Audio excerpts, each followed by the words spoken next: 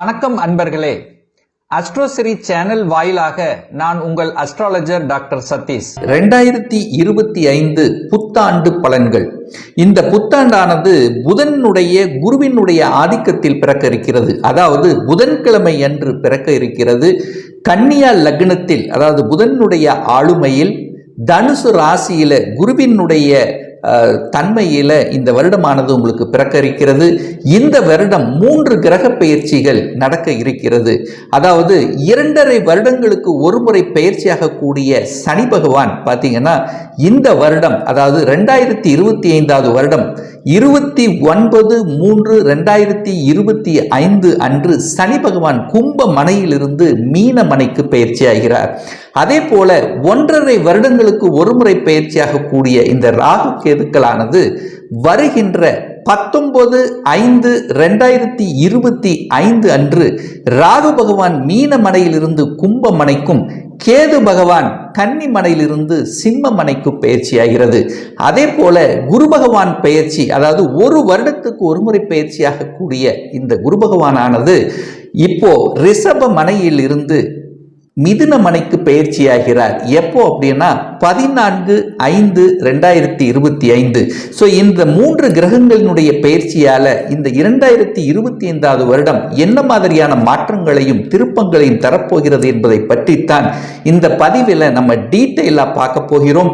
அதற்கு முன்னால் நம்முடைய சேனலை நீங்கள் ஃபர்ஸ்ட் டைம் பார்ப்பவர்கள் என்றால் மறக்காம சப்ஸ்கிரைப் பண்ணிக்கிங்க. மேசராசி என்பவர்களுக்கு எப்படி இருக்கும் அப்படின்னு டீட்டெயிலாக பார்க்கும் பொழுது உங்களுடைய எண்ணம், செயல்கள், சிந்தனைகள் சில தடுமாற்றங்களை கொடுத்து கொண்டிருந்தது அல்லவா இந்த 2024 வருடம். என சனியினுடைய பார்வை பெற்ற உங்க ராசி மேச ராசி 11ஆம் இடம் என்கின்ற பாதகஸ்தானத்திலிருந்து அந்த சனி பகவான் தனது 3ஆம் பார்வையாக உங்க ராசியை பார்த்து உங்க எண்ணம், செயல், சிந்தனைகளில் சில தடுமாற்றத்தை கொடுத்தது. அதாவது உங்களுக்கு சில வகையான, அதாவது ஒரு குழப்பமான ஒரு தன்மை, ஒரு பிடிவாத தன்மை, அதாவது எதையும் செய்வதற்கு முன்னாடி யோசிக்காமல் செய்துவிட்டு பின்னர் அதை தவிர்ப்பது, அதாவது நாம் செய்த காரியத்தில் சில தடைகளை கொடுத்து கொண்டிருந்தது அல்லவா உங்க தலை. என தலை, இந்த ராசிங்கிறது உங்க தலையை சொல்லக்கூடிய இடம் அல்லவா. அப்போ உங்களுடைய டிசிஷன் மேக்கிலும் சில குழப்பத்தை கொடுத்து கொண்டிருந்த இந்த 2024 வருடம் இருந்தது அல்லவா, இப்போ அப்படியே தலைகீழாக மாறப்போகிறது. அப்போ 2025 வருடம் 3வது மாசத்துக்கு அப்புறம் உங்களுடைய எண்ணங்கள், செயல்கள், சிந்தனைகள் நன்றாக இருக்க போகிறது. எதையும் சாதிக்க முடியும் என்கின்ற எண்ணத்தை கொடுக்கக்கூடிய தன்மை, நீங்கள் யார், எப்பேற்பட்டவர் என்பதும், நீங்கள் வெளி உலகத்துக்கு ஒரு நல்ல ஒரு சமுதாய பணிக்கு செல்லக்கூடிய, உங்களை இதுவரைக்கு தெரியாதவர்கள் கூட இப்ப தெரிந்து கொள்ளக்கூடிய அமைப்பு, அதாவது இதுவரைக்கும் மறைந்திருந்த விஷயங்கள் இப்போ வெளிக்காட்டக்கூடிய தன்மை இந்த லக்னத்துக்கு நிச்சயமாக உண்டு அப்படின்னு சொல்லலாம். அப்ப தனம், குடும்பம், வாக்கு சார்ந்த விஷயத்தில் உங்களுக்கு தனம் என்பது நிச்சயமாக உண்டு. அதுல எந்த ஒரு மாற்று கருத்து இல்லை. என குரு பகவான் 2ஆம் இடத்தில் உட்கார்ந்திருக்கார். தனக்காரகன் 2ஆம் இடத்தில் அமர்ந்திருக்கார். எதுவரைக்கு இருக்கார் அப்படின்னா இந்த 14/5/2025 வரை உங்களுக்கு தனம் சார்ந்த விஷயத்தில் எந்த பிரச்சனையும் இருக்க போவதில்லை. ஆனா இந்த வருடம் சனியினுடைய பயிற்சி இருக்கிறது அல்லவா, இந்த 3வது மாசத்துக்கு அப்புறம் பார்த்தீங்கன்னா அந்த சனியினுடைய பார்வை அந்த 2ஆம் இடம் என்று சொல்லக்கூடிய தனஸ்தானத்தின் மீது பதிகின்ற காரணத்தால நிச்சயமா இந்த வருடத்தினுடைய பிற்பகுதி, அதாவது ஜூன் மாதத்துக்கு அப்புறம் நீங்க தன விஷயத்தில் கவனமாக இருக்கணும். என விரயஸ்தானத்தில் இருக்கக்கூடிய சனி பகவான் தனது 3ஆம் பார்வையாக 2ஆம் இடத்தை பார்க்கிறார், தனஸ்தானத்தை பார்க்கிறார். அப்ப தனம் கையாளுகின்ற விஷயத்தில் கவனமாக எச்சரிக்கையோடு இருக்கணுங்கிறத ஞாபகத்தில் வைத்துக் கொண்டு செயலாற்ற வேண்டும். என சனி பகவான் எங்க பார்க்கிறாரோ அங்க ஒரு பிரச்சனையை கொடுக்க போகிறார். அப்ப என்ன, தனஸ்தானத்தை பார்க்கிறார். தனம் வரும், ஆனா கையாளுகின்ற விஷயம் கரெக்டாக இருக்கணும். யாரோட இருக்கிறீங்க, யாருக்கு பணம் கொடுக்க போறீங்க, பணத்தை எப்படி கையாளுகிறீர்கள் என்கின்ற மதி நுட்பத்தோடு செயல்படக்கூடிய அமைப்புகளை உருவாக்கும். அதே சமயத்தில் குடும்பம் விஷயத்திலையும் கவனமாக இருக்கணும். எப்போ, இந்த 6வது மாசத்துக்கு அப்புறம் கவனம், எச்சரிக்கையோடு இருக்கணும். குடும்பத்தில் அந்நூனியத்தை வளர்த்து கொள்ள வேண்டும். கணவன் மனைவி 2 பேரும் ஒரு ஒற்றுமை என்கின்ற அமைப்புல உருவாக்கி கொள்ள வேண்டும். என சனி பார்க்கிறார் அல்லவா, விரயஸ்தானத்திலிருந்து பார்க்கிறார் அல்லவா. அப்ப ஏதாவது ஒரு விரயத்தை உண்டு பண்ணக்கூடிய அமைப்பு இருக்கிறதுனால குடும்பத்தில் பேணி காக்க வேண்டும், விட்டு கொடுத்து செல்லணும். அதே சமயத்தில் சண்டை சச்சரவுக்கு போகக்கூடாது. உங்க குடும்ப விஷயத்தில் மூன்றாவது நபர்களுடைய குறுக்கீடு வராமல் பார்த்து கொள்வது அவசியம்.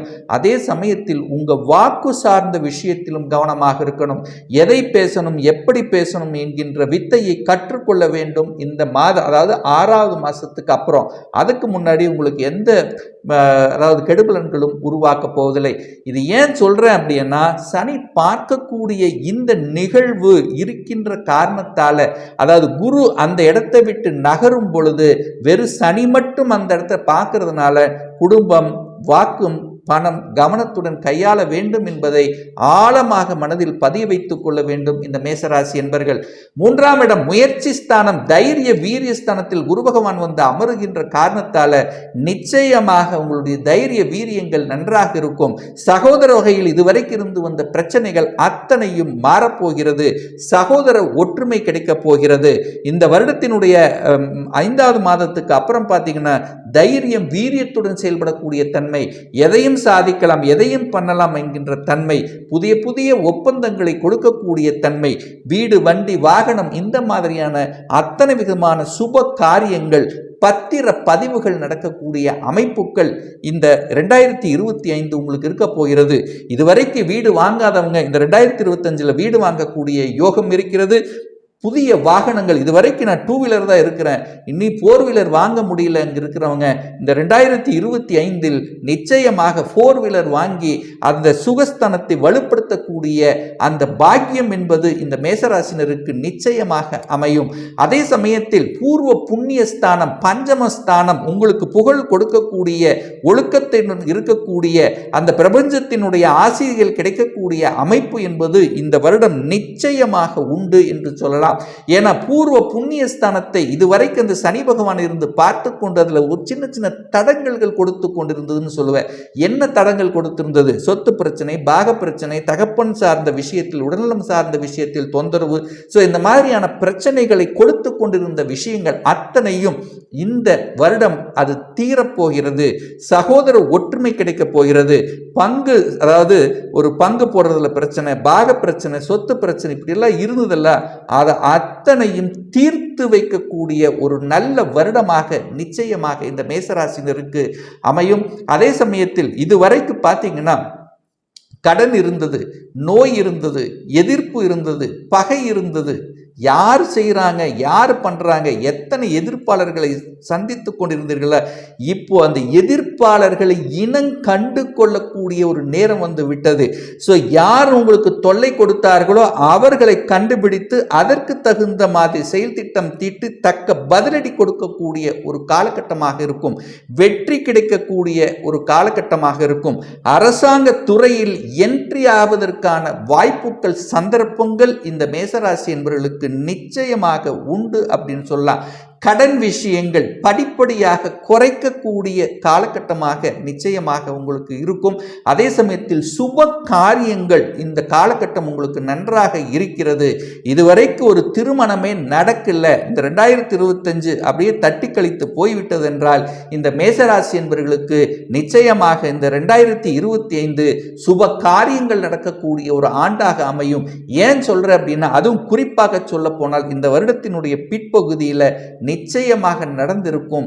ஆஃப்டர் குரு பயிற்சிக்கு அப்புறம் அந்த குரு பகவான் தனது 5ஆம் பார்வையாக அந்த 7ஆம் இடம் என்கின்ற திருமணஸ்தானத்தை பார்க்கின்ற காரணத்தால திருமணத்தை நடத்தி வைக்கக்கூடிய அந்த யோகமிகுந்த ஆண்டாக நிச்சயமாக இந்த மேசராசினருக்கு அமையும்.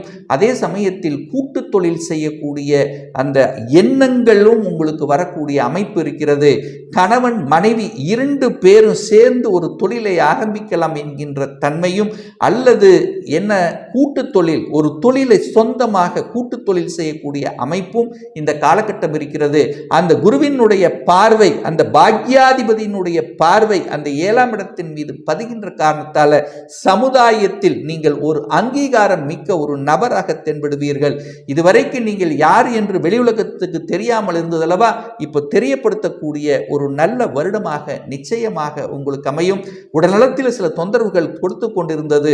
8ஆம் இடத்தை சனி பார்த்து பார்த்து உங்களுக்கு உங்களுடைய உடல்நலம் சார்ந்த விஷயத்திலும் சில தொந்தரவுகள் பிரச்சனைகள் இருந்ததல்லவா, அப்போ உடல்நலமும் சரியாக கூடிய அமைப்பு, புத்துணர்ச்சி பெறக்கூடிய வாய்ப்புகளும் இந்த வருடம் உங்களுக்கு கிடைக்கப் பெறுவீர்கள்.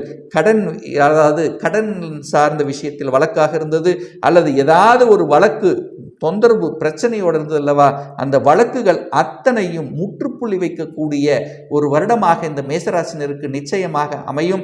அதே சமயத்தில் வெளிநாடு செல்லக்கூடிய யோகம் இந்த வருடம் உங்களுக்கு இருக்கப்பெறுகிறது. என ராகு பகவானுடைய பெயர்ச்சி இருக்கிறது அல்லவா, அந்த ராகு பகவான் 11ஆம் இடமான லாபஸ்தானத்து வருகிறது. அந்த ராகுவால உங்களுக்கு அபரிவிதமான நல்ல விஷயங்கள் இந்த வருடம் உங்களுக்கு நடக்க இருக்கிறது. ராகு 11ஆம் இடத்துல உபஜயஸ்தானத்தில் ராகு, அதாவது பிரம்மாண்டம் என்று சொல்லக்கூடிய அந்த 11ஆம் இடத்துல இருக்கும்போது பிரம்மாண்டமான ஒரு வளர்ச்சியை கொடுக்க போகிறது. வெளிநாட்டு வாழ்க்கையை வாழப்போகிறீர்கள். வெளிநாட்டின் மூலமாக தனவரவு கிடைக்கப் போகிறது. வெளிநாட்டினுடைய ஏற்றுமதி இறக்குமதி சார்ந்த துறை அல்லது வெளிநாட்டு தொடர்புகளை கொடுக்கக்கூடிய ஒரு காலகட்டம் வருடமாக நிச்சயமாக அமையும். இந்த ராகு கேதுக்களால் பார்த்தீங்கன்னா இந்த மேசராசினர்கள் அமோகமான ஒரு நற்பலனை அடையக்கூடிய, ஒரு பிரம்மாண்டமான தன்மையை அடையக்கூடிய, ஒரு பெரிதாக விரிவுபடுத்தக்கூடிய ஒரு வீடாக இருக்கலாம், வண்டியாக இருக்கலாம், வாகனமாக இருக்கலாம். ஸோ இந்த மாதிரி பிரம்மாண்டமான ஒரு தன்மையை உங்களுக்கு நிச்சயமாக ஏற்படுத்தும். தொழில் முறையிலும் ஒரு நல்ல மாற்றத்தை கொடுக்கக்கூடிய அமைப்பு என்பது இருக்கிறது. தகப்பன் சார்ந்த விஷயத்தில் நல்லவைகள் நடக்கக்கூடிய தன்மை இருக்கிறது. ஸோ ஆக மொத்தம் பார்க்கும் பொழுது நிச்சயமாக இந்த 2025வது வருடம் இந்த 3 கிரகங்களினுடைய பயிற்சியால ஒரு நல்ல மாற்றத்தையும் ஒரு திருப்பங்களையும் கொடுத்து ஒரு உற்சாக வெள்ளத்தில் மிதக்கக்கூடிய தன்மையும், நினைத்த காரியங்கள் ஈடுபடக்கூடிய தன்மை. ஏன்னா உங்க ராசியில் பட்டிருக்கக்கூடிய அந்த சனி விலகி இருக்கின்ற காரணத்தால அது அத்தனையும் உங்க எண்ணம் போல செயல்படக்கூடிய தன்மையை உருவாக்குங்கிறதுல எந்தவித மாற்று கருத்தும் கிடையாது இந்த மேசராசி அன்பர்களுக்கு.